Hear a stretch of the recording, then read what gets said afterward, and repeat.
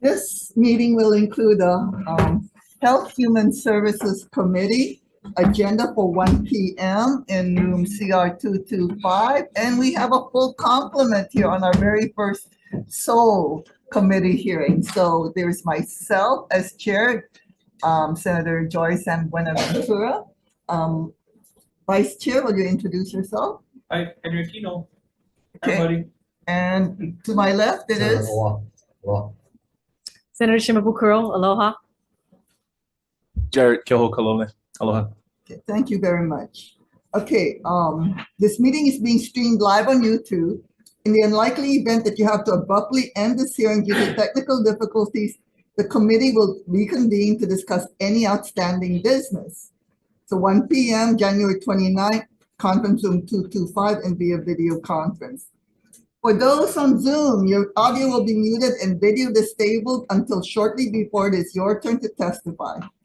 For those who have been with me last session, you know I limit your testimony to 1 minute because I want you to submit it in written testimony, which, as you could see, I have read. Okay? So if there's a technical glitch during your time to testify, we may have to move on to the next person due to time constraints.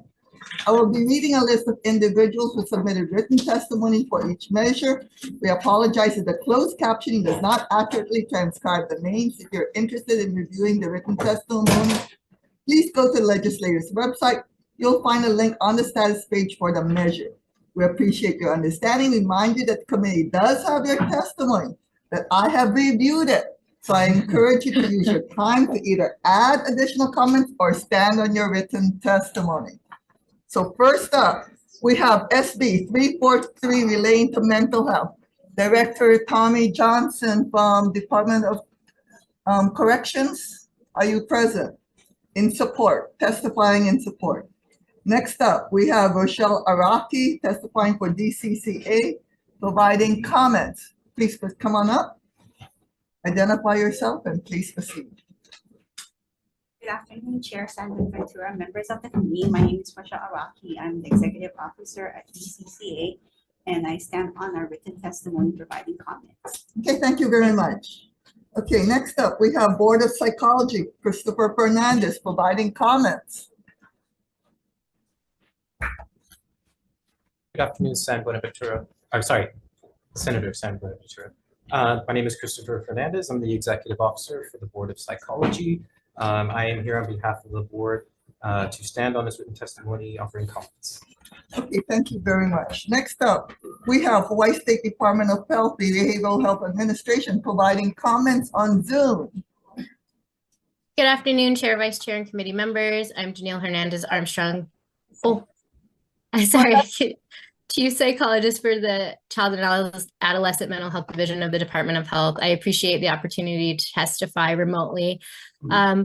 I just want to offer a couple of comments on 2 points of the bill regarding the need for additional mental health services for youth. While some changes may be needed for the bill, it does provide several supports to increase workforce development for the state and improve access to mental health care. Secondly, regarding Part 4 related to provisional licensure for psychologists, CAMD would like to comment that we have lost several doctoral level psychologists because of current statutes. This bill provides some opportunity to modify the existing issues. We defer to comments offered by DCCA and Board of Psychology regarding possible amendments to the bill. Thank you. Okay, thank you very much. Next, we have the Hawaii Islands Association for Marriage and Family Therapy and Support. Okay, please identify yourself. Aloha, Chair, members of the committee. My name is Becky Gardner. I'm here representing Hawaiian Islands. Could you bring the microphone close to you? I'm here representing HIAMS, the Marriage Family Therapists of Hawaii. I also represent National Association of Social Workers and the Hawaii Psychological Association. I'll just say briefly that our testimony offers some pretty technical amendments. I won't get into details, but I'm happy to work with your staff or your drafting agency. These amendments are consistent with the stated purpose of the bill, and I'm available for questions. Okay, thank you very much. Okay, next up we have the National Association of Social Workers, Hawaii chapter, and that was you. Okay, thank you. And next we have Pauhana Counseling LLC and support. Next we have Pilina Center for Wellbeing and Support. Richard Kim, the Catalyst Group and support. Rachel Chang, Samaritan Counseling Center, Hawaii, in support. Hawaii Care Counselors Association, in support. Behavior Analysis, Noka'oi, in support. Hawaii Health and Harm Reduction, in support. Residential Youth Services and Empowerment, in support. Collective Current, in support. Center for Health and Healing and Transformation, in support. Fujimoto Counseling Services LLC, in support. Oahu Psychological Services, in support. Trauma Healing Hawaii, in support. Testifying for Brighter Bound, in support. Sharon Usagawa Private Practice, in support. Hawaii Counselor Association, in support, and 74 other individuals in support. Anybody else wishing to testify on SB 343? Come on up.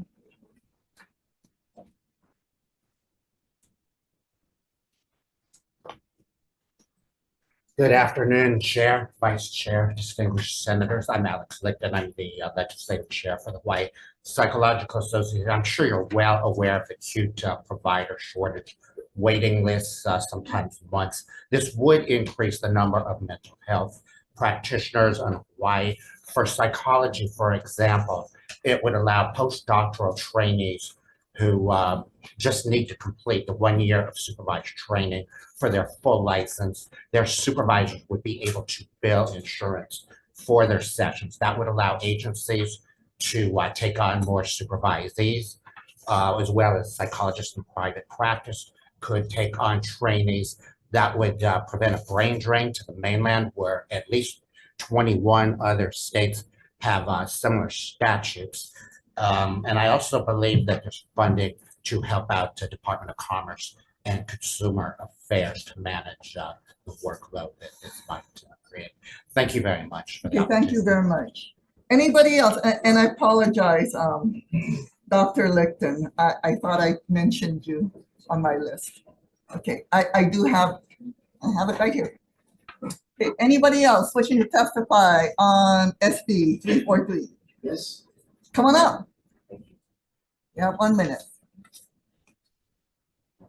Hi, I'm Dr. Jeffrey Stern. I'm a member of the Hawaii School for Professional Psychology faculty and a psychologist in the community.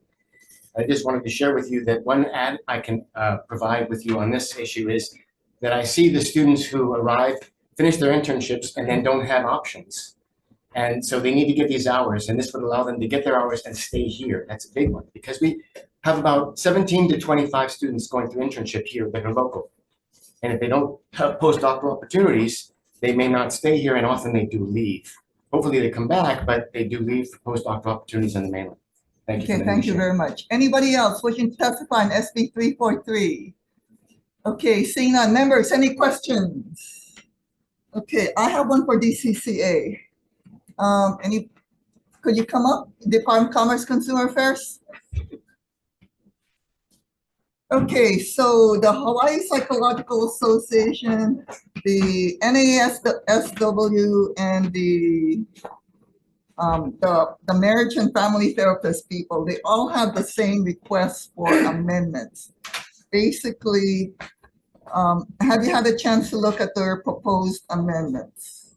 Briefly. Okay, it's basically they want the page 3, they support recommendations to remove the requirement of associate licensees to pass their licensing exam before obtaining an associate license. It's a provisional, which is what the very purpose of the bill is. So you don't have any comments on that right now. All you folks want is the funding. No comments right now. Okay, thank you very much.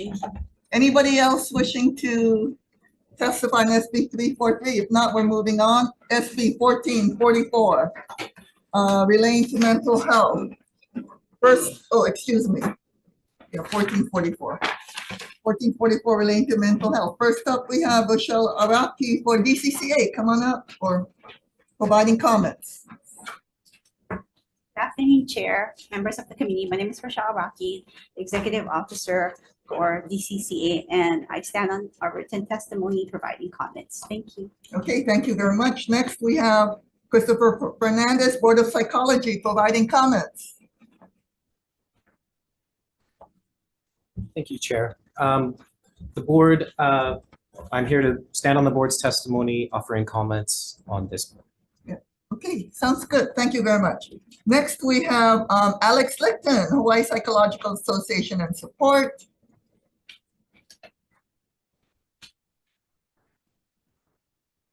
Stand on our written testimony. It's similar.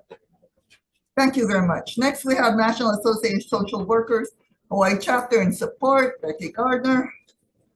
Hi, yes, just real briefly, there are small differences between these substantially similar proposals. So I get into line numbers and specific amendments that we'd like to see. So if you pick one vehicle, I would reference the testimony and see what we're looking for. Yeah, Thank you so much. Second page, your proposed amendments. Okay, thank you very much. Next, we have Hilopa'a Family to Family Inc. in support. Next, Catholic Charities Hawaii in support. Hawaii Health and Harm Reduction Center in support. Hawaii Islands Association for Marriage and Family Therapy in support. LCSW in support. Dr. John Souza in support on Zoom. Dr. John Souza, are you there?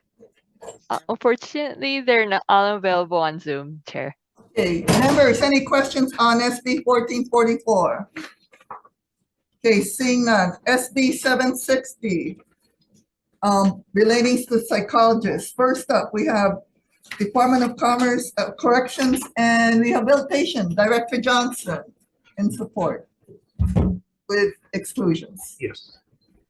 Good morning, good afternoon, Chair, Vice Chair, members of the committee. I'm Tommy Johnson, Director of Department of Corrections and Rehabilitation. I'll just summarize the testimony real quick. We're in support of the measure, except we would like you to consider the 3 conditions we list there, and we defer to BCCA with further expertise on the licensure issue. Okay, thank you very much. Next, we have Christopher Fernandez, Board of Psychology, providing comments.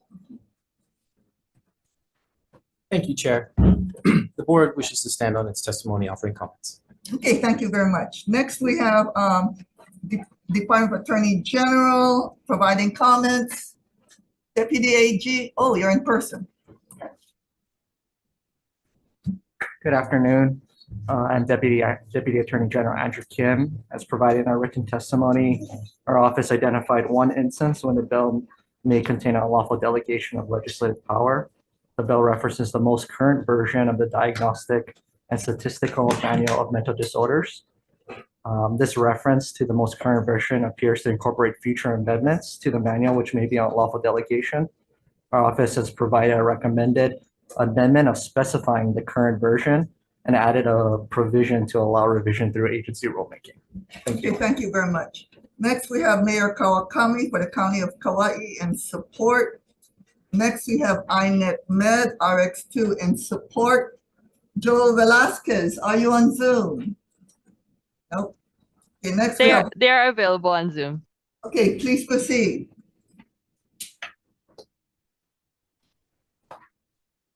Good afternoon, Madam Chair, Vice Chair, and Committee. I am owner-operator of INET Med in New Mexico. I've been a prescriber for 9 years, and I stand by my testimony, my written testimony to your committee, and I'm available for any questions you may have for a prescriber in a state that's been prescribing since 2004. Okay, thank you very much. Okay, next up, we have Hawaii Health and Harm Reduction in support. Alex Lipton, Hawaii Psychological Association in support.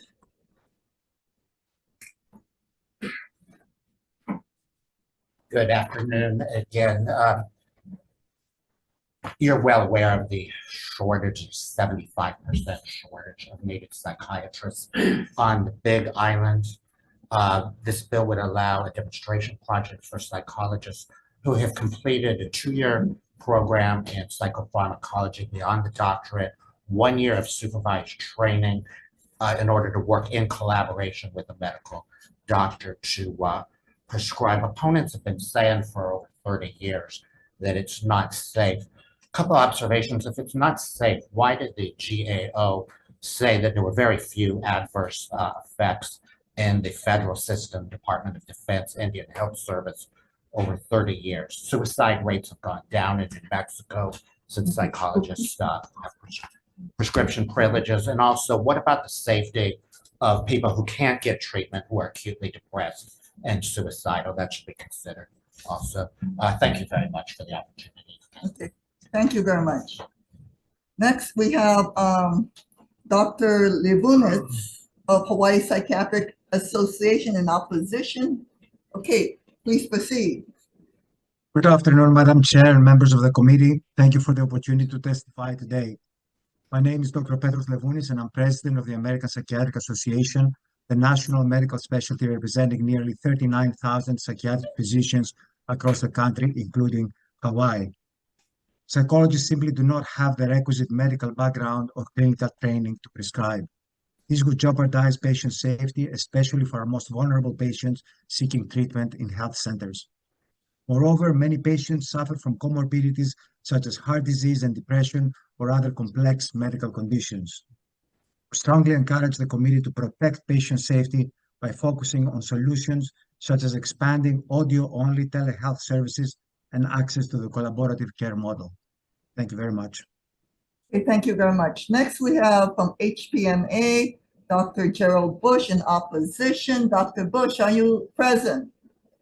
They're not available on Zoom, Chair. Okay, next is we have Hawaii Medical Association in opposition. Next, we have the Philippine Medical Association of Hawaii in opposition. Next, we have the Hawaii Association of Professional Nurses in opposition. Next, we have Ashley Dorsey in support. Ashley, are you present? They're unavailable. Okay, we have Gerald Bush again in opposition. Nainoa Fiddler in opposition. Nainoa Fiddler, are you present? Okay, we have 24 other individuals in support, 24 other individuals in opposition, and 2 individuals providing comments. Anybody else wishing to testify on SB 760? Okay, come on up, Dr. Akaka. Thank you, Madam Chair. I had submitted written testimony. I don't know, maybe it didn't get it, but I was going to stand on it and just be available for questions. But after hearing one of the previous testifiers cite a GAO reports that said psychologists had no adverse effect, there's something to that effect. I wanted to let the committee know that that's not accurate. There have been a number of adverse effects, including a psychologist in New Mexico who, after inappropriately prescribing a stimulant to a patient with a psychotic depression, the patient drove from New Mexico to Florida, where he shot 3 people on the Florida State University campus. And I'll be happy to get that reference for you. But that's the kind of misinformation that has gone on for over 30 years about how safe it is for psychologists to prescribe, no adverse effects. Medicine is not simple. It's really tricky. Anyway, thank you. Okay, thank you very much. Anybody else wishing to testify on SB 760? And I believe there are 2 people who have registered on Zoom. Judy Steinman, are you present? Okay, please proceed. Aloha. My name is Judy Steinman. I've submitted written testimony in support of both 760 and 2049. Do you just want to address 760 right now, Senator? Yes, please proceed. You have less than 1 minute now. All right. I'm in strong support. I would like to recommend that we name a bill the Ross-Baker Act or the Ross-Baker Bill in support of the suffering that has gone on in Lahaina. I believe that prescribing psychologists is a viable solution to the problems that we have across the island, 75% deficit on Hawaii Island alone, and then the deficit is even greater now with what has happened in Lahaina. I want to be able to support them in any way that we can. And we know that for the past 38 years, the conclusion has been that we need more prescribers. This is safe, it is effective, and we have been prescribing for over 30 years. If there's one case Thank you, Judith. The problem. Thank you, Judith. Mahalo. Mahalo. Okay, next we have Philip Hughes. Please proceed, you have 1 minute. Good afternoon, Chair San Buenaventura and members of the committee. My name is Philip Hughes, and I'm a PhD candidate in pharmaceutical outcomes and policy at the University of North Carolina at Chapel Hill. My research focuses on mental health policy, such as prescriptive authority for psychologists. And the research that I do is in collaboration with a group of colleagues from a range of disciplines and a collection of robust methods and data sources. And based on the findings of my work, I'm here today to testify in support of SB 760. I have actually conducted recently research regarding the safety and efficacy of prescribing psychologists compared to psychiatrists in New Mexico and Louisiana. I've evaluated patient outcomes in their first year of treatment with psychotropic medication and compared them between psychologists and psychiatrists using private insurance claims for over 21,000 patients. My findings from that work suggest that psychologists are similarly effective in treating patients while potentially actually having better safety outcomes, including an adverse drug event rate that was 24% lower among patients of prescribing psychologists. Thank you very much. Okay, anybody else wishing to testify on SB 760? Okay, Becky Gardner, come on up. Aloha, Chair. I think the committee is aware that I also represent marriage family therapists and social workers, and we submitted testimony earlier today. It may not be a part of your packet, but listening to testimony in opposition, I just wanted to point your attention to page 14, line 20, and then moving on to page 15, line 4. And it explains that prescribing psychologists shall comply with all applicable state, federal laws and rules relating to the prescription and admin of the medication. And that's prescribing psychologist shall prescribe and administer the medication only in consultation with and pursuant to a written collaborative agreement with the patient's primary care provider established prior to the prescriptions. And it goes on further about how these prescriptions have to be done in consultation and collaboration with that primary care provider. So I think this might address some of the concerns that we've heard in opposition. And I'd like to extend an invitation to those with the psychiatric or medical community to work on language. Thank you. Anybody else wishing to testify on SB number 760? Okay, seeing none. Questions, witnesses? Questions, members? Okay. Anybody? There you go. Okay, so I have a question, and I'm glad, Joe Velasquez, you're up. So my question is, since you know about New Mexico, how many, since New Mexico has had this for over 10 years, how many have are licensed prescribing psychologists? Madam Chair, we have actively right now in our state about 80 prescribing psychologists in our state at this time. Okay, so did you hear Dr. Akaka's concern about this one psychologist who had a really horrible situation that occurred? Do you know anything about that? Interestingly enough, and I'm currently the past president of the State Psychologist Association of Prescribing Psychologists here in New Mexico, and I was the president for 2 years prior. And no, I did not hear about that one. However, we do police our own, and we do it very well.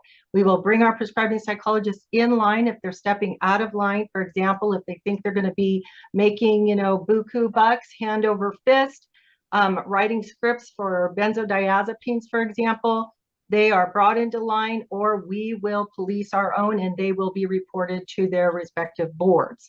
I would think something that horrible would make the news and would at least be subject to the board pulling that person's license. So we've had a couple.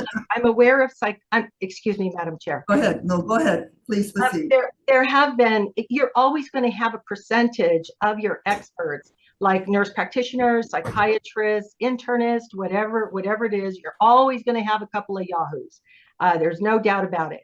What has been really hitting the news for us in the last few years is we had a new psychiatrist that is now incarcerated and has been due to 33 related deaths of children and adults in his care. We have another psychiatrist incarcerated and a neurologist incarcerated for having violated.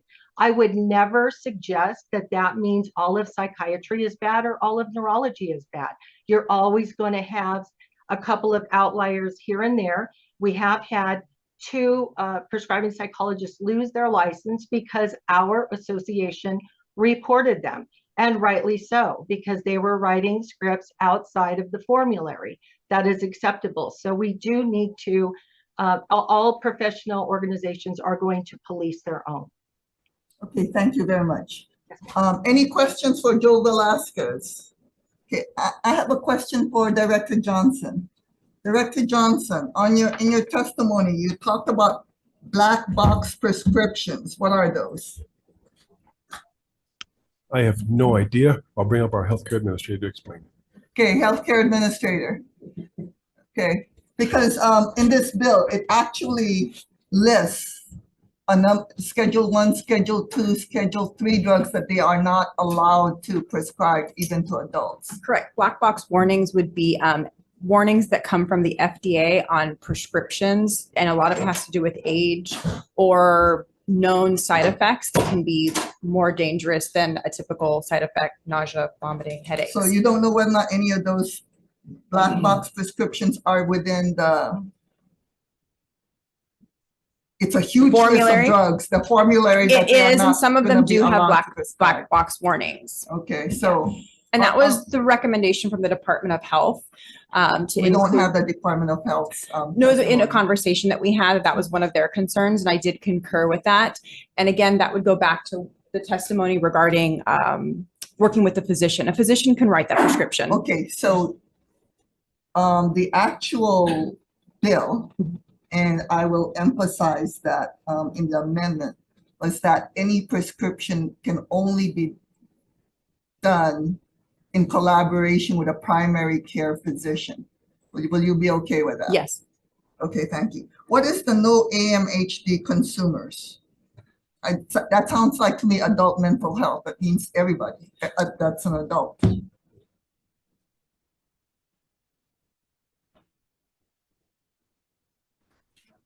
DOA recommendation too. Chair, that's correct. I thought no. So that would be all patients. Off limits to. Okay, so since you're here, Lauren Kim, and they're referring to you, why don't you come on up for the Department of Health? Okay, do you have any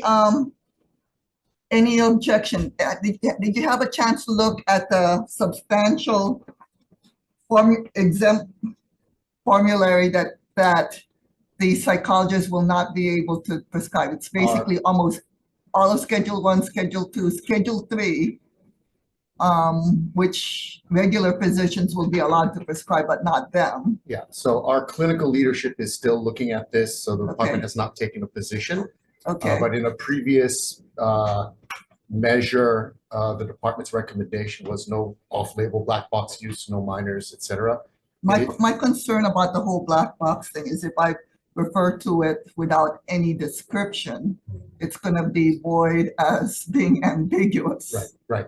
So we are anticipating submitting testimony at a future committee, possibly consumer protection. Okay, but so we are still examining the substance of the bill and have not taken a position yet. So I just want to make sure that everyone is clear that basically, as we move forward, this is going to be a 5-year pilot project in counties with a huge deficit problem in mental health providers, which would be counties of Hawaii, Kauai, and the Big Island, Hawaii County. Okay, and that's the whole beginning of it. Correct. So we are weighing the risks and benefits. Okay, and the prescriptions will only occur after they have gone through substantial education as required, and only in collaboration with an existing primary care provider. Correct. So those were some of those were the department's recommendations in 2017 to have a collaborative practice agreement. But we will likely have substantive amendments in the future. Okay, thank you very much. Any other questions? I have a question for Lauren. Yes. Lauren, you know, the Department of Health's position that you're going to testify in a subsequent hearing is not appropriate. This is a subject matter committee Understood. on this issue. So if the department's intention is to submit testimony on this measure, as should be expected by the administration, you know, it's the prerogative of the chair, but I would ask that the department submit late testimony on this measure. Okay. Understood. It's the prerogative of the chair to make a recommendation without your input, but the department provided input on this measure years ago. And so unless there's some sort of substantive policy difference in the new administration, I have an issue as a member of this committee not having guidance from the department on this measure. And an expectation that this thing is going to pass and be heard in a subsequent committee and you can take a position later is not appropriate. Understood. So apologize, we were unable to formulate our opinion in a timely manner, but I will talk to the director about submitting late testimony. So Okay, when do you think you'll be able to do that? I will leave right now and go to Dr. Fink's office. Okay, We'll try to get it in by the end within of, 2 days? I believe, Okay, for the next pending hearing? the director's decision, I think that's entirely reasonable. Okay, knowing the restrictions we are going to pass. Understood. Okay, thank you very much. I mean, and it's respectfully because we had 4 other agencies submit testimony on this measure. And they are Will do. referring to Department of Health. Correct. Thank you. Thank you. Okay, next, any other questions, members? Okay, seeing none. SB 958 relating to school psychology. Is that next or 2049? We did 2049. Sorry. 760. I'm sorry.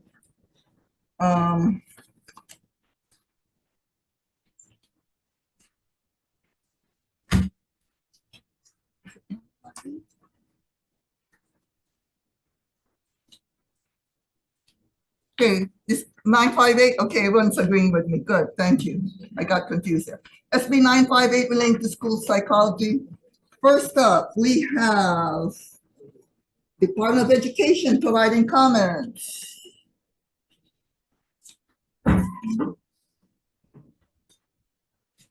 Aloha Chair, committee members, Annie Kalama, Assistant Superintendent for the Office of Student Support Services, testifying on behalf of the Department of Education.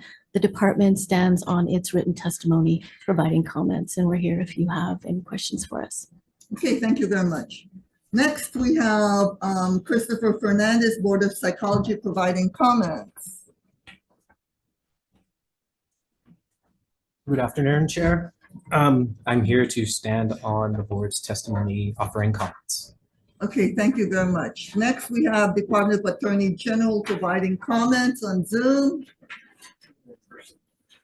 Okay, come on up. Good afternoon. I'm Deputy Attorney General Andrew Kim. As provided in a written testimony, our office identified 4 instances in the bill which may contain an unlawful delegation of legislative power. The bill references the most current version of the model for comprehensive and integrated school psychological services, or includes a phrase "as amended." This reference to the most current version appears to incorporate future amendments to the model, which may be an unlawful delegation. Our office has provided a recommended amendment to allow future updates to the publication through agency rulemaking. Thank you. Okay, thank you very much. Okay, next up, we have Department of Commerce and Consumer Affairs providing comments. Next, we have Alex Lichten, Hawaii Psychological Association, providing comments.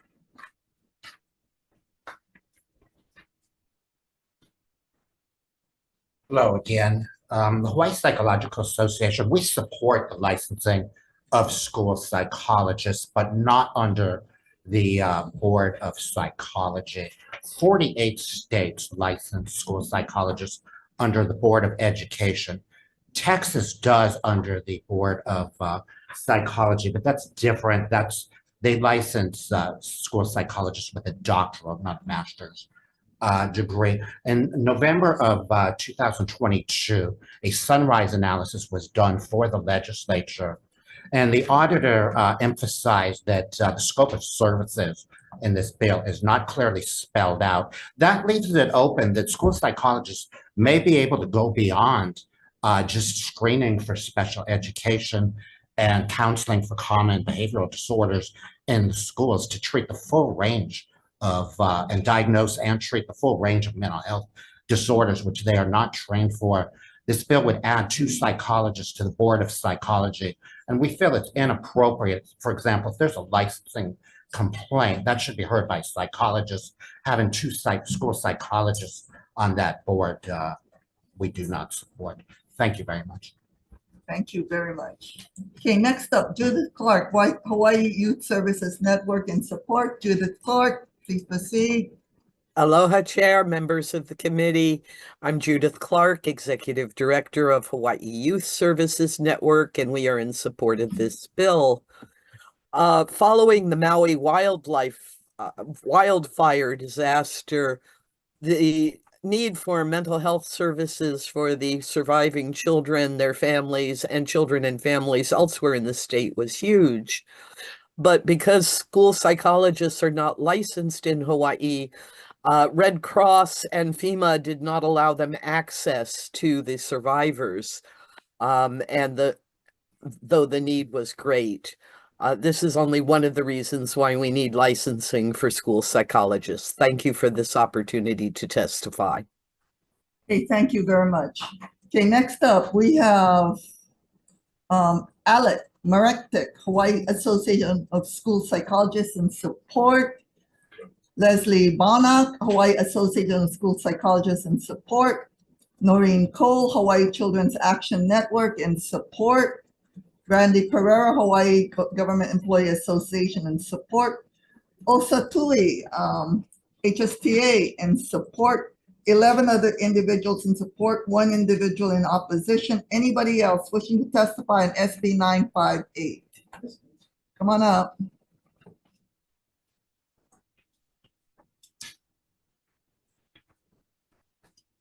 Hello again, I'm Jeffrey Stern, a psychologist, and I've been very involved in this discussion. We've tried to meet with the school psychology folks several times, at least twice. It's not come, in my experience, to any avail because they are hard set on being under our board and being licensed, even though they haven't done the policy and procedural things they're supposed to do. And so we're trying to help them to achieve licensure, but they're trying to go in a way that's doesn't make logical sense. Mostly it has to do with how school psychologists are not trained the same way, nor have they the same scope of services as what clinical psychologists have. So you're trying to mix apples and oranges, at least that's the way we see it, and the way 48 other states have seen it. Thank you for the opportunity to testify. Okay, thank you very much. Somebody registered on Zoom, Kaili Swan, are you present? Kaili Swan. Hello, Vice Chair, and let me put my video on, hold on. Is my videos on the IT? And then people can Yes. SB 958 school psychologist. Hello, Chair, Vice Chair, and committee members. My name is Kylie Swan. I'm sorry I didn't read the testimony for this measure. I did the one that the other people mentioned on Zoom about the Maui wildfire.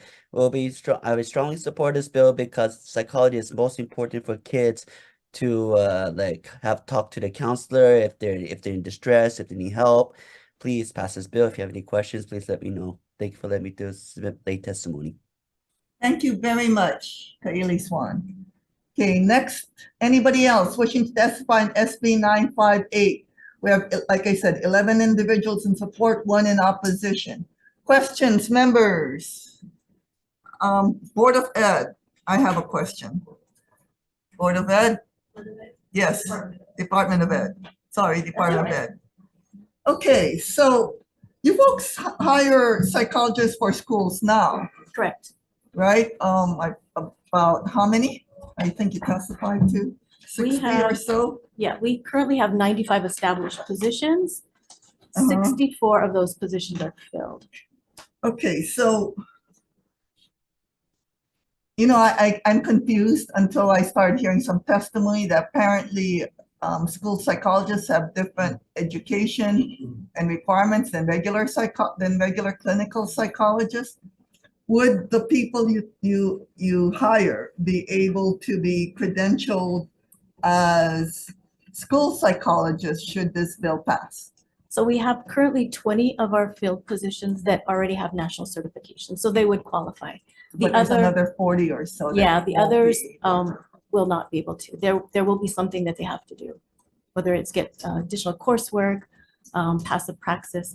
Our minimum qualifications include psychology coursework in school psychology, could also be counseling psychology, and then also clinical psychology. So we do have school psychologists with different coursework that work for us currently. Okay. Thank you. Do we have DCCA here? Yes, Board of Psychology, come on up. So it sounds like from your recommendation, since school psychologists have different purposes and different schooling, for lack of a better term, that they should not be under the Board of Psychology, they should have their own board? And that's only after sunrise analysis, is that your position? The historical position of the board has maintained to that the board's purpose, as has been stated in this hearing, for clinical psychology, doctoral level.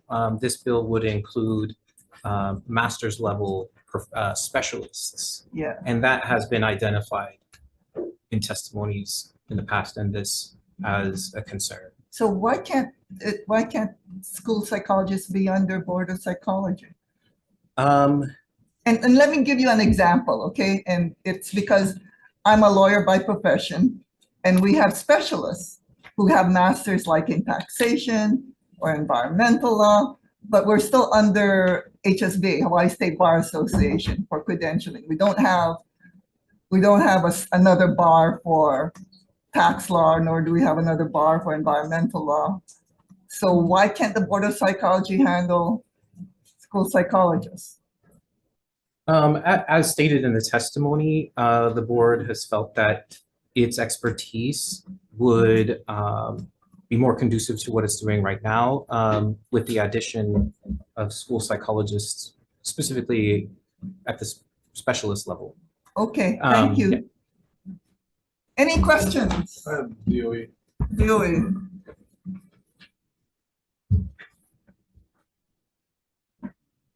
Well, it's a BOE question, so I guess do your best. Are there any other professional specialties that the Board of Education licenses? The Board of Education doesn't license. Department of Education does not license. Wait, sorry? They don't. DOE, BOE, they don't license anybody. No. Yeah, thank you. Thank you. Yeah. Thank you.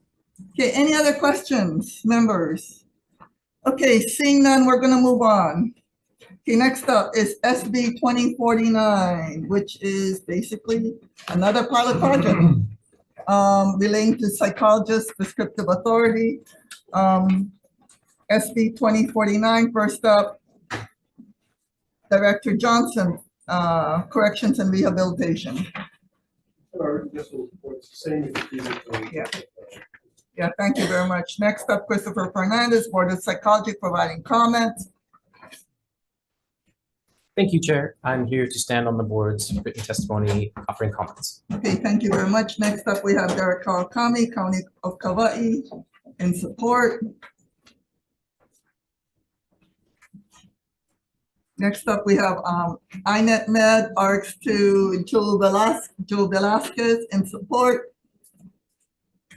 Yes, ma'am. Madam Chair, may I comment? Yes, please. We are owner-operator of one of the largest prescribing psychology organizations or agencies in southern New Mexico. To date, we have provided 63,404 visits of psychiatric care, 5,128 individual patients, and $150 average visits per week. 2005 total workdays since we opened the doors in December 2016. We're very interested in expanding into Hawaii in the event that these measures pass. Thank you, Madam Chair, Vice Chair. Thank you very much. Next up, we have Hawaii Health and Harm Reduction and Support, Hawaii Substance Abuse Coalition and Support, Hawaii American Psychiatric Association. I see Dr. Levunitz in opposition on Zoom. Please proceed. Good afternoon again, Madam Chair and members of the committee. My name is Petros Levounis and I'm president of the American Psychiatric Association. I'm also a practicing psychiatrist in Newark, New Jersey, which is one of the most underserved communities in all of the US. And whenever a patient comes in to see me, it is very rarely just a simple one diagnosis. Patient comes in with panic disorder, but they are taking all kinds of substances out in the streets. They take prescription medications. They suffer from a lot of other medical conditions like diabetes and hypertension. And when the moment comes when I have to prescribe a medication for this patient, I rely on my general medical understanding of the patient more than anything else. Of course, I have labs and I have medical records and everything else, but at the end of the day, it is my fundamental medical understanding of the human body, the human brain, and the rest of the body, and the interactions, the drug-drug interactions, the interactions with the liver, how much alcohol the patient may be Thank taking, you how very much. compromised the pain may be. Thank you. And that's why Thank you very much. Okay, next up, we have Dr. Gerald Bush of HMA in opposition. Dr. Bush, I saw you there one time. Present? Unfortunately, they're unavailable on Zoom. Okay, thank you very much. Next, we have Hawaii Medical Association in opposition, Philippine Medical Association of Hawaii in opposition, Hawaii Primary Care Association providing comments. In support, we have Judy Steinman. Judy, are you still there? You're going to talk? Okay, you got 1 minute. And now you know about the Ross-Baker bill. So please proceed. Thank you very much. So I would just like to point out that as an educator for clinical psychopharmacology, all of our students have MDs, nurse practitioners, and psychiatrists, as well as psychologists as their educators. They are trained in understanding all of the organs of the body, complex cases.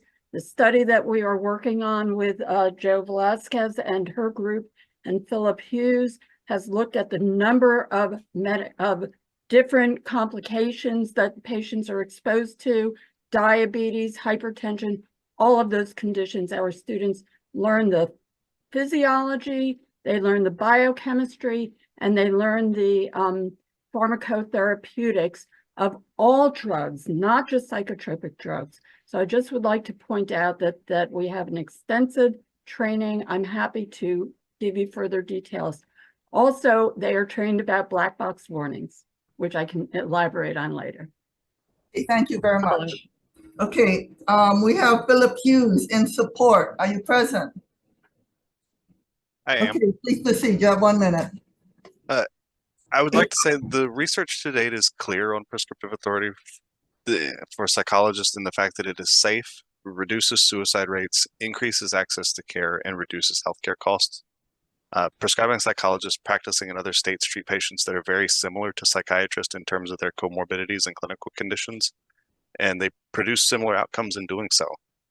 Prescriptive authority for psychologists may not fix the mental health care system as it stands today, but all of the evidence suggests that it will improve access to mental health care and ultimately save lives. Thank you. Okay, thank you very much. Okay, Nainoa Fiddler in opposition. Nainoa, are you present on Zoom? They're unavailable on Zoom, Chair. Okay, so we have 42 individuals in support, 27 individuals in opposition. Alex Lichten, Hawaii Psychological Association in support. Hello again. I just want to correct what a previous testifier said. When I was talking on a similar bill about the GAO report, I did not say that there were no adverse effects from psychologists prescribing. I said that the GAO noted that there were relatively few adverse effects and that the rate was very similar to that, not significantly different from the adverse effects from psychiatrists. We can provide the GAO report for you. You don't have to take our word for it. We have the report, and you can see for yourself what it says. Thank you very much. Okay, thank you very much. Okay, next up, anybody else wishing to testify on SB 2049? There are 3 individuals. Okay, come on up, Ian Ross, and next up, Dr. Akaka after Ian Ross. Thank you very much, Chair San Buenaventura, Vice Chair Aquino, members of the committee. My name is Ian Ross. I'm the Public Affairs Director for the Hawai'i Coast Comprehensive Health Center. I'm here today to provide comments. We've served the people of West Oahu for 50 years. We're the largest federally qualified health center on Oahu. We're still taking the time to fully understand the implications of this bill for the specific reason that the Hawai'i Coast Comprehensive Health Center is cited as the site for this pilot program on page 6. The beginning site, yes, not the only site. I understand, yes, but it is, pardon me, Chair, yes, of course, one of the sites, the beginning site. So we're still taking time to understand what impacts this might have for our institution. We're most concerned about, and we're going to be focused on seeing if it compromises our operational integrity or the high standards of care that we provide. We appreciate the consideration, the ability to participate. We'll be continuing to follow this bill and testify on this measure as it moves through the process. And I'm sorry I'm not able to give a more complete view of it from the Hawai'i Coast Comprehensive Health Center at this time. Thank you very much. Thank you very much. Okay, Dr. Akaka, you're up.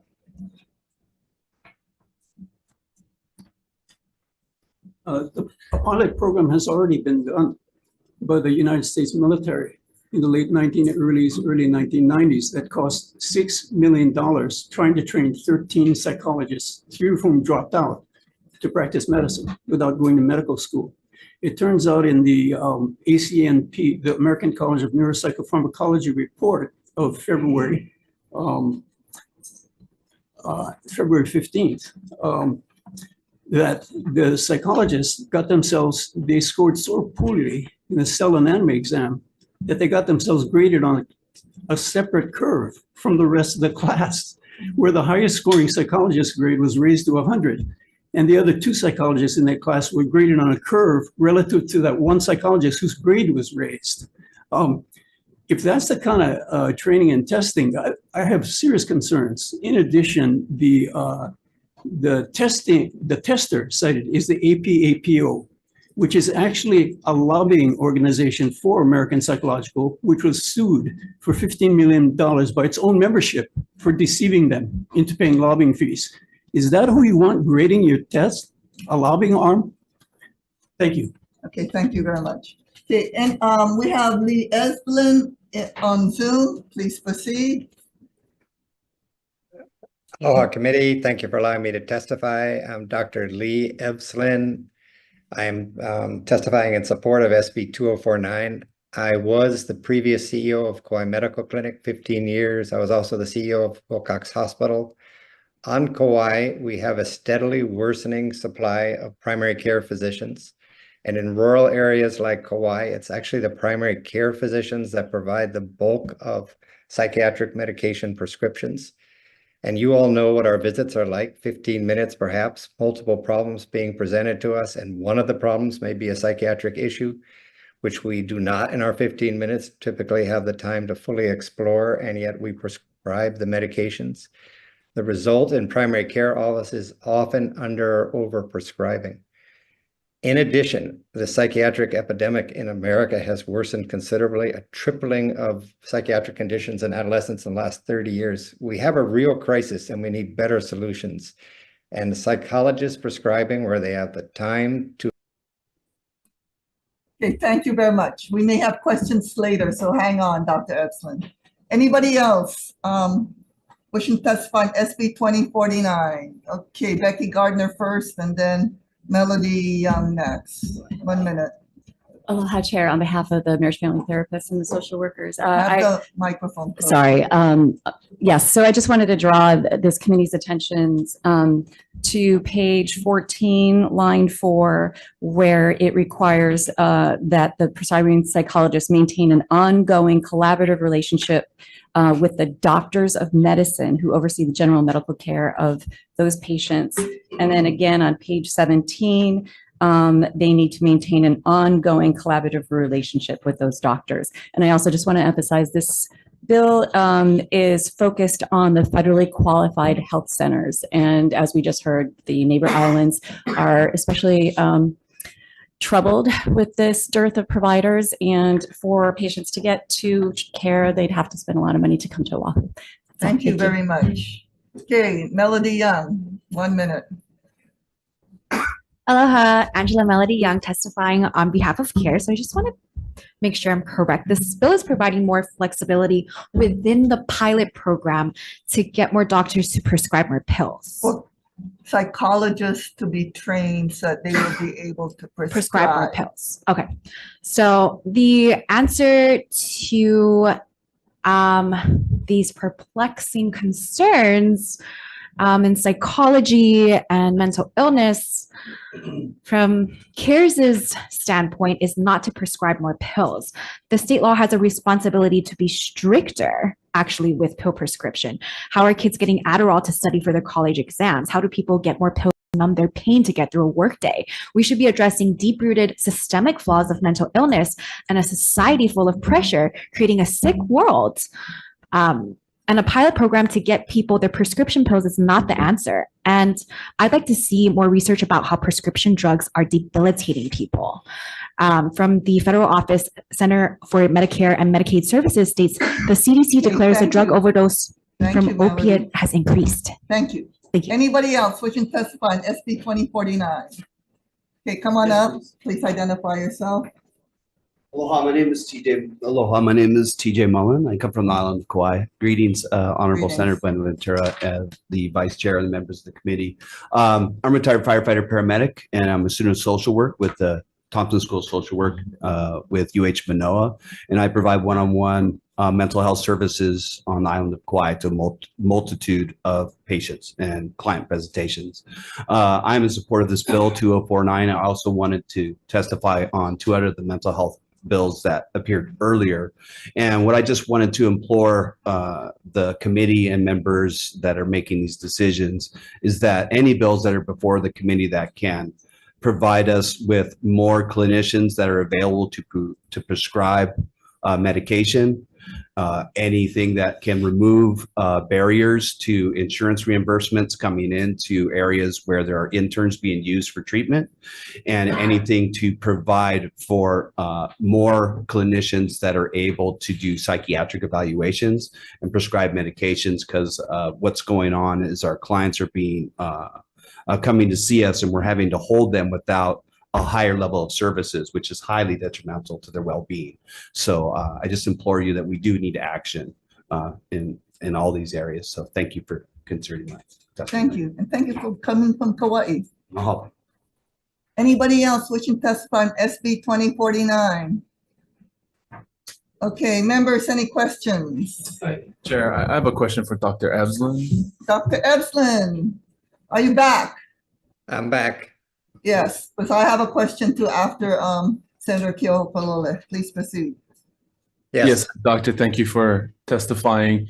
You know, there was an earlier testifier, the psychiatrist from New Jersey, I believe, who in his testimony reflected on how, I guess, a fundamental part of his clinical care for patients is based on general medical background. And, you know, I'm not a doctor. I'm fully aware that doctors see other doctors in a completely different light than lay people who are not doctors with the MD attached.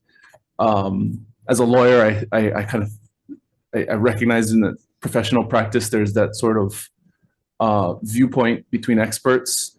And so your perspective on this, I think, would be helpful, because you are also a doctor, essentially contradicting what the earlier testifier, the point he was trying to make. And so I'm trying to understand the difference in perspectives. You know, it's a good question, and I listened to that carefully.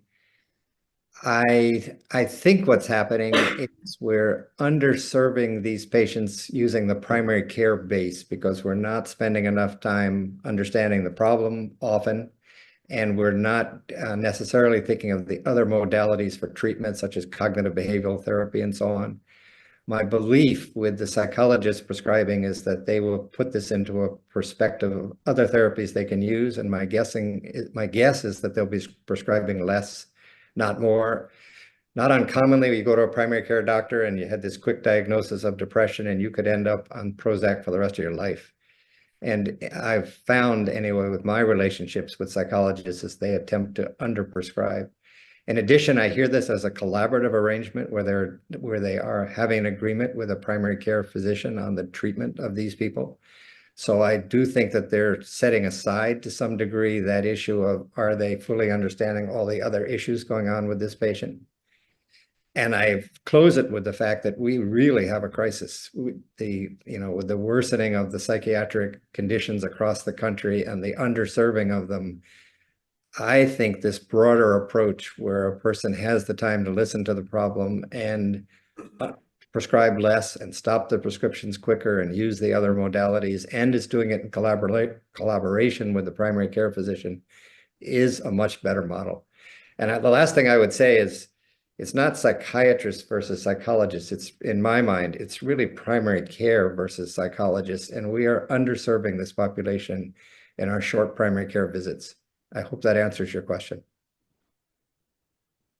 Well, I hope so too. I'm not a doctor. Thank you. Okay, so other questions for Dr. Evslin, because I do. So Dr. Evslin, one of the things I have realized from Hawaii County, I'm from the Big Island, and as a practicing attorney in the Big Island long time ago, but it's gotten worse now. We don't have enough psychiatrists. And one of the things I've learned recently is because of the limited amount of psychiatrists, they're in such high demand that they can pick and choose their patients. And now I'm hearing that more and more collaborative healthcare clinics are not even able to get psychiatrists because they refuse to accept MedQuest. Is that a similar kind of experience you're hearing? Is that Yes. we don't have any psychiatrists accepting Medicaid patients? You know, I'm retired at this point and I can't say we don't have any, but that's been a chronic problem on Kauai. I've been here for 45 years and we've always been short of psychiatrists. Okay. And especially with a homeless population with a lot of Medicaid patients, it's far more difficult to find psychiatrists who will be able to treat them. Yes, and you know, one other point on that is, so on the neighbor islands, we really import the vast majority of our physicians. They're not homegrown, and we are always short. And the primary care crisis or shortage is worsening really dramatically in the neighbor islands. So we really need a new solution. We need new solutions, and this is one of them. Okay, thank you so much, Dr. Evslin. Any other questions, members? Okay, seeing none, moving on, SB 462 relating to attachment and execution. First up, Hawaii Appleseed Center for Law and Economic Justice and Support. Yes, please identify yourself and please proceed. Good afternoon, Chair, Vice Chair, and members of the committee. My name is Devin Thomas, and I am testifying on behalf of Hawaii Appleseed in support of this bill. First, I'd like to thank the Chair for bringing this bill to our attention. It's an incredibly important issue that strikes at the heart of economic insecurity in Hawaii. The rising cost of living in Hawaii goes hand in hand with the exorbitant amounts of debt that local residents own, over 40% higher than the national average in terms of debt carried by the average Hawaii resident. And I want to reiterate that for working families, assets are more than collateral for loans. They are the means by which they can maintain employment, get their kids to school, get to important appointments. And without these assets, they cannot maintain a semblance of normalcy in their lives. So I want to just affirm that it's incredibly important that working families be allowed to hold on to these assets and generate intergenerational wealth that they can pass on to their kids as well. Thank you. Thank you very much. Okay, next up, Hawaii Credit Union League providing comments, Stephanie Sakamoto. Okay, thank you very much. Okay, next up we have Barbara Franklin in support. Next we have Mortgage Bankers Association of Hawaii providing comments. Hawaii Financial Services Association providing comments. Hawaii Bankers Association providing comments. Chair, Sophia Jim on behalf of the Hawaii Bankers Association. Okay, thank you very much. Next, we have collection loss section of Hawaii State Bar in opposition, Bill Plum. Okay, any questions, any members? Okay, seeing none, we're gonna move on. Okay, next up, SB 471, testifying for regarding illegal camping, prohibition relating to living accommodations. First up, we have DLNR and support. Next, we have, oh, come on. Sorry, I didn't see. Good afternoon, Chair, members of the committee. Jason Redula on behalf of DLNR. The department will stand on its written testimony and support. Happy to answer any questions. Thank you. Okay, thank you very much. Next up, we have John Mizuno, the State Office on Homelessness and Housing Solution, providing comments. Chair and members, we stand on our written testimony. Mahalo. Okay, thank you very much. Michael Minkin, Deputy Attorney General, providing comments. Good afternoon, Chair Sant Bonaventura, Vice Chair Aquino, members of the committee. Michael Minkin, Deputy Attorney General, Criminal Justice Division. We did submit written testimony, so per the Chair's preferences, I'll keep this short. There's 3 areas that the department addressed. One is the 8th Amendment concern, and we put forth a recommendation for a provision in the bill that would only allow enforcement if available shelter space can be found for these people. That's in line with the 9th Circuit Court of Appeals ruling that we referenced in the testimony. Okay, thank you very much. Next, we have Department of Human Services providing comments. Next, we have Judiciary providing comments. Office of Public Defender in opposition. Please proceed. Good afternoon. My name is Ben Lowenthal. I'm at the Public Defender's Office. And the Office of the Public Defender opposes this bill for the reasons stated in the testimony. I can also speak to this committee as Deputy Public Defender that was at the Maui office during the time of the wildfires. And I can speak from experience that there are many people who are living outdoors, camping, still there. Some, as I've reflected in the comments, are using the actual act of camping to express themselves out in Ka'anapali. And so we do believe that this bill and criminalizing those acts this time is particularly insensitive. So we oppose the bill. Thank you. Okay, thank you very much. Next, we have Malama Makua in support.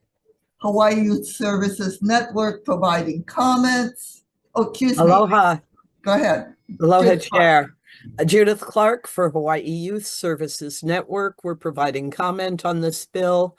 Runaway and homeless youth are the most vulnerable segment of Hawaii's homeless population. This bill does not address the needs and issues of unaccompanied youth who are living on the streets, parks, or beaches without family guidance and support. Young people run from abusive or neglectful families. They often have untreated mental health or substance abuse issues, and they are sometimes thrown out of their homes by the adults who are supposed to protect and nurture them. Living on the street is difficult and dangerous, and young people do not choose to do this for fun or adventure.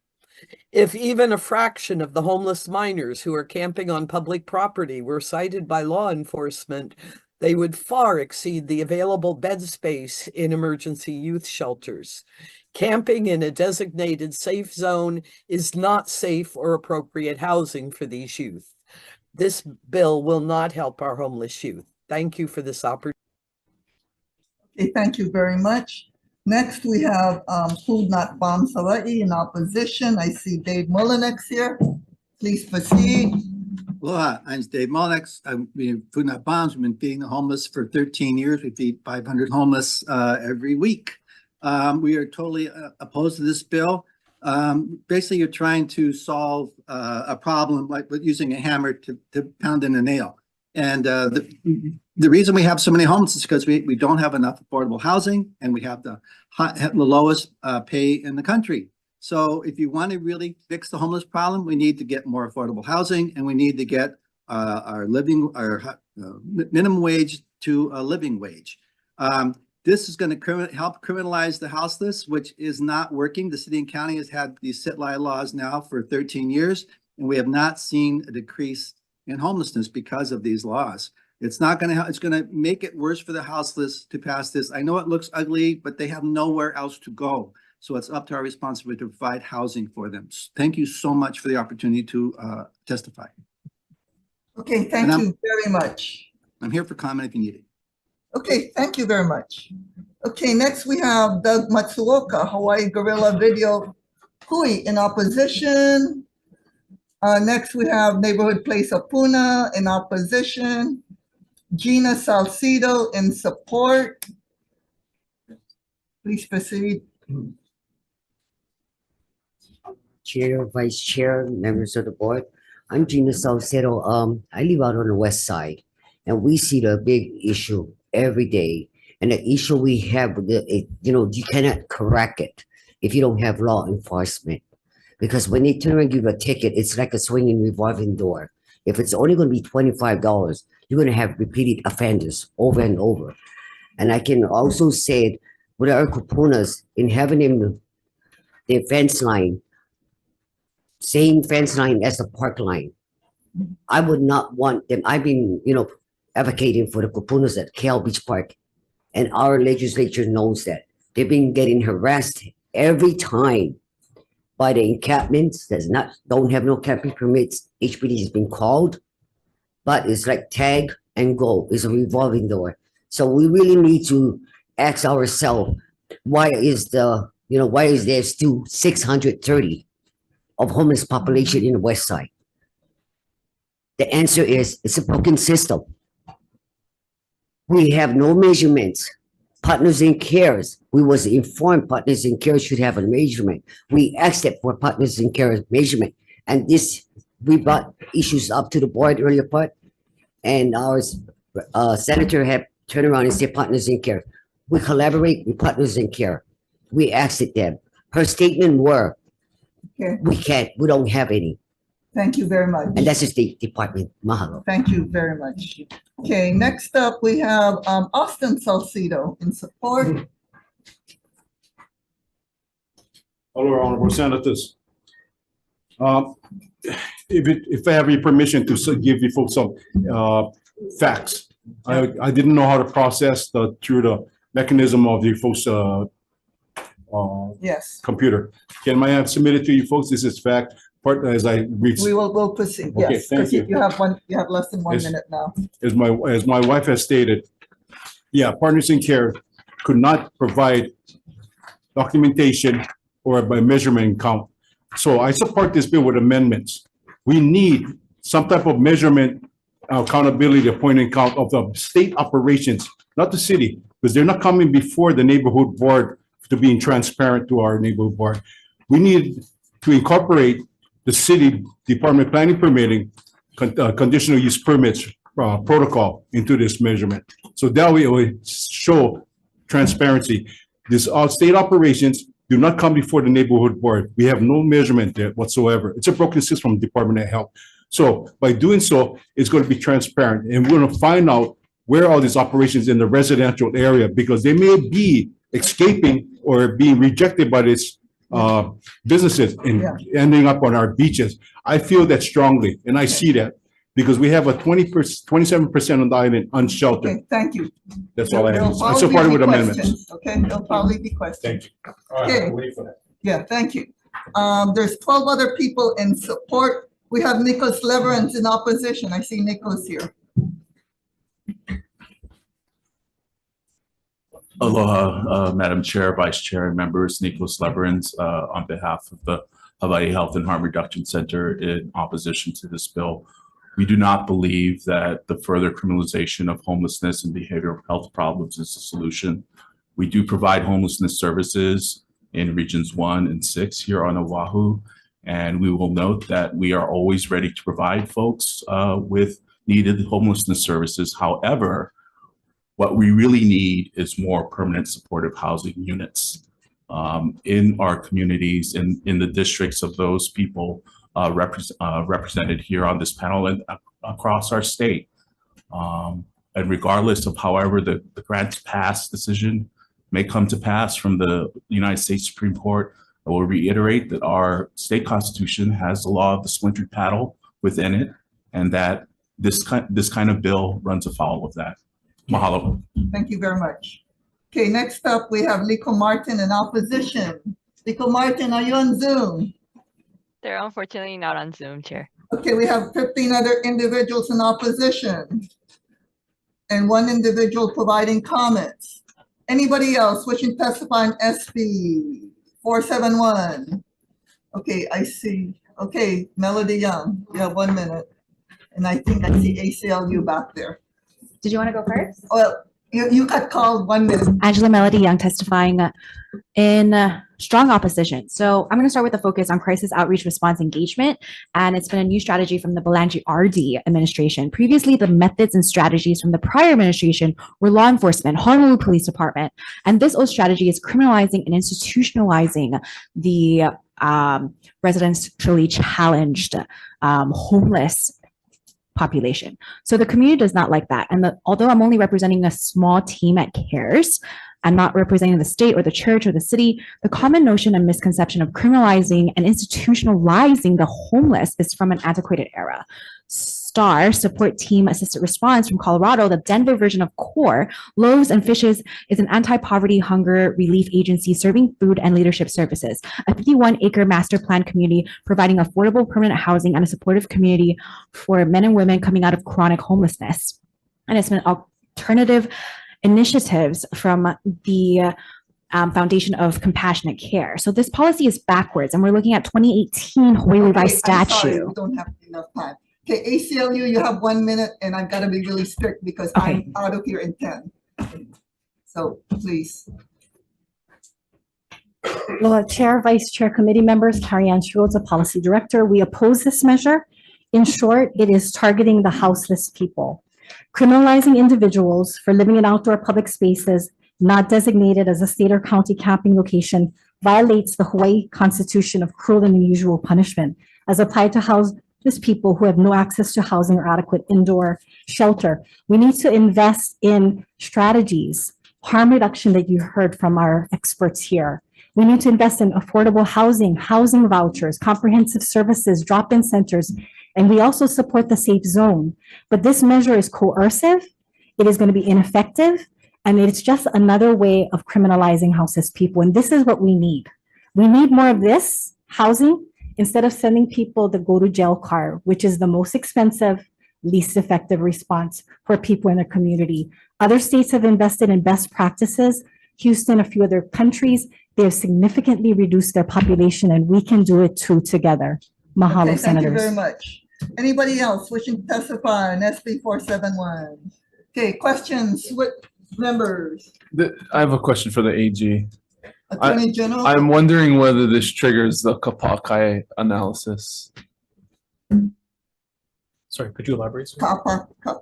Kapakai essentially says that if there's a land use decision contemplated by the government, it's the government's prerogative and obligation to assess whether the practice of traditional and customary Native Hawaiian rights will be impeded prior to the decision being made. Thank you, Senator. So my background is criminal justice. I'm with the Criminal Justice Division. I'd be more than happy to get you a response from the Well, so that's a JDC prerogative question anyway. So if the bill does move on, I would ask that the Attorney General Understood. contemplate Okay, that. Thank you. Thank you, Senator. Any other questions? Okay, seeing none, do we need to recess for decision making? No. We're good? Okay, we're gonna move on to decision making. So, One more, I think. no, we have one more? Yeah. Okay, sorry. SB 849. Oh yeah, that's the big one. Come on up. First up, we have, you know what, because we don't have much time, I'm gonna limit it to like 20 seconds. Okay, because first up, we have Department of Human Services. I've got your written testimony, Daisy Hartsfield. Good afternoon, Chair, Vice Chair, members of the committee, Daisy Hartsfield on behalf of the Department of Human Services. I got your written testimony. Anything to add? Yes, I do. We did speak with the Social Security Administration. Initially, they told us they needed 6 months to implement a new a monthly rate, but they have since told us that they can do it as quickly as 120 days after receiving notice. So that's the update. I'll be available for any questions. Mahalo. Appreciate that. Okay, anybody, Department of Health? Yes, can you stand on your written testimony? Otherwise, we're not gonna do that. Thank you. Okay, next up, work now. La Kea. Susie Holtzman testifying for Maui County. Anybody wishing to testify on SB 849 who did not submit written testimony? I know you guys. Angela, can you? Okay, because I got 5 minutes to make decisions. Can we move on? Any questions for SB 849? Okay, I never might. Kelly Iswan, you got 20 seconds. Okay, I'm strong support this SB 849. Please support this bill and let me know if you have any questions. Yes, I know thank you. running out of time. Okay, we haven't made decisions yet. Thank you. Okay, SB 849, I know you guys are here for that, but can you guys stand on it? Because we don't. Can you stand, please? I'm sorry. I'm sorry. I know you guys stuck around for so long. She don't let me to do my testimony. Okay, well, if you want to do it for 20 seconds, can you do it? Disability Council. Disability Council, come on. Okay, you got 20 seconds. Michelle, Yes. go ahead. Sorry. I apologize, Senator.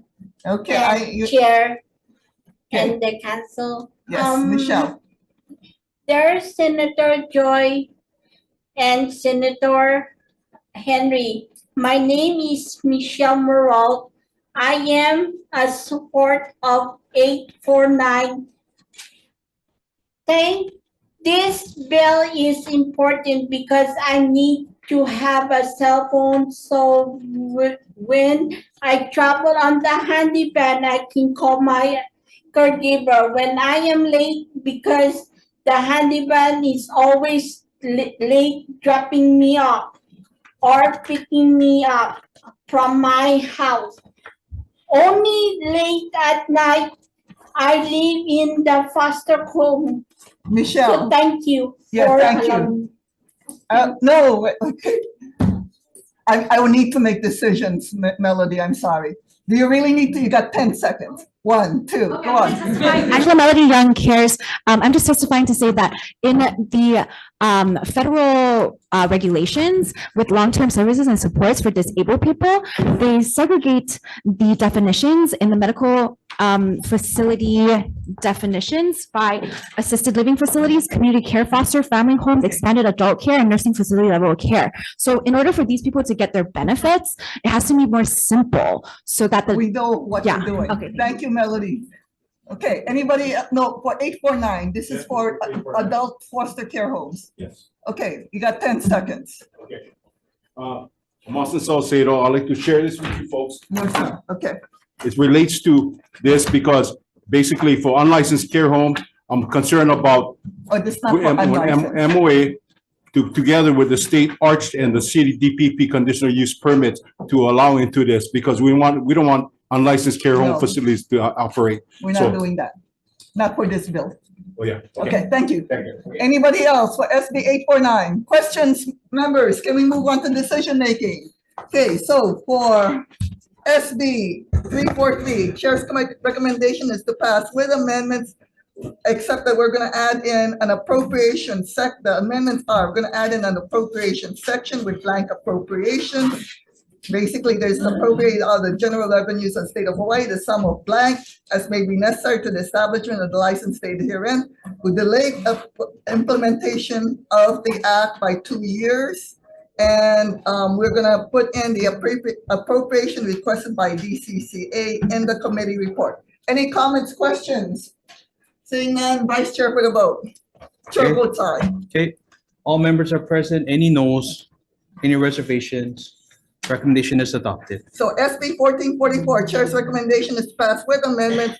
We're gonna accept the Hawaii Psychological Association's proposed amendments, delete the full license exam requirement per the Hawaii marital and family therapist testimony regarding the testing on page 5, lines 1 to 2, and page 19, lines 20 to 21, delete.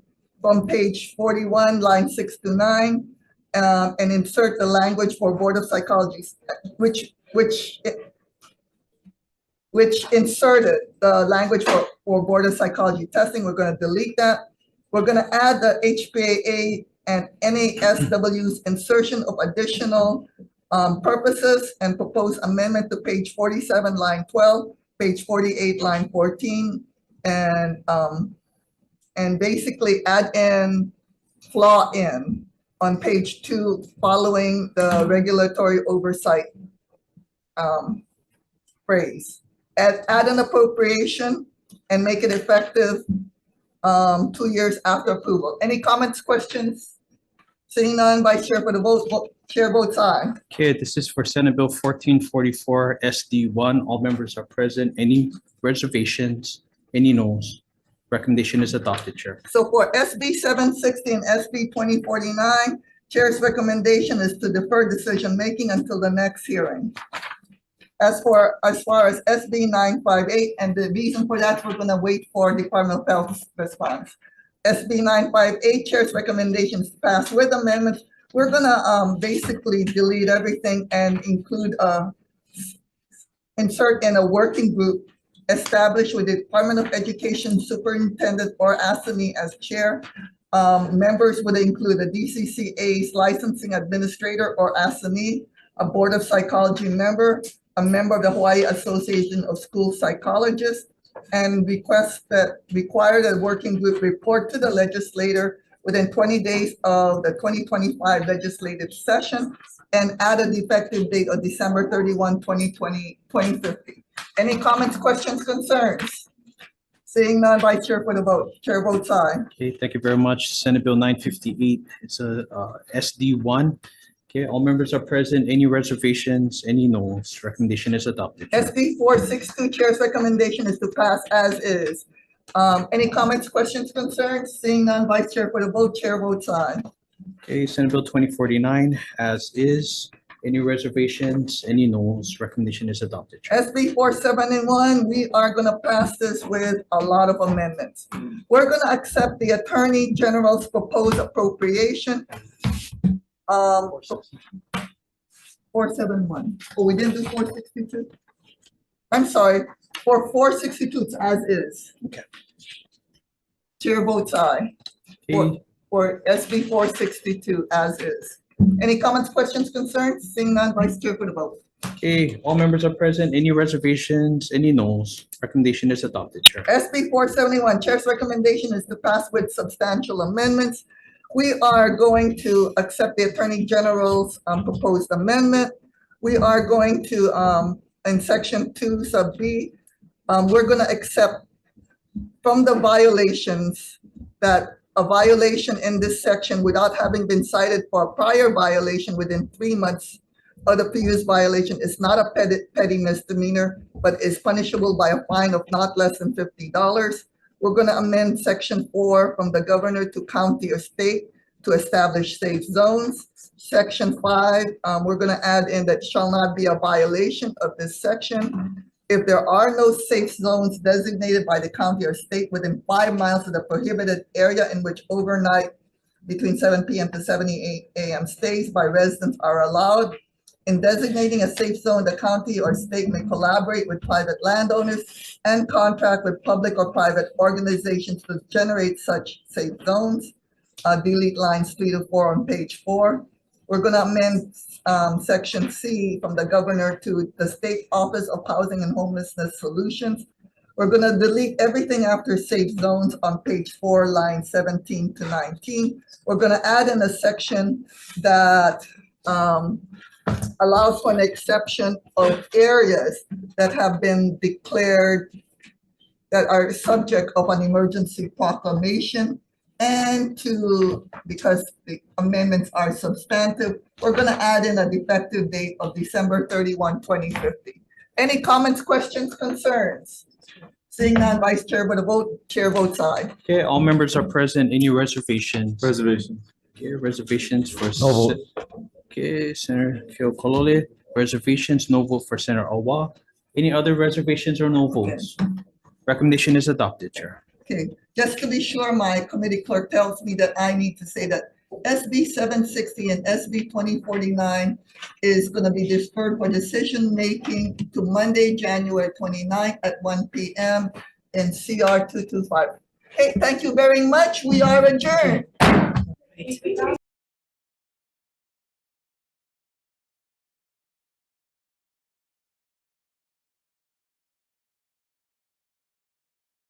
Ah, 849, sorry.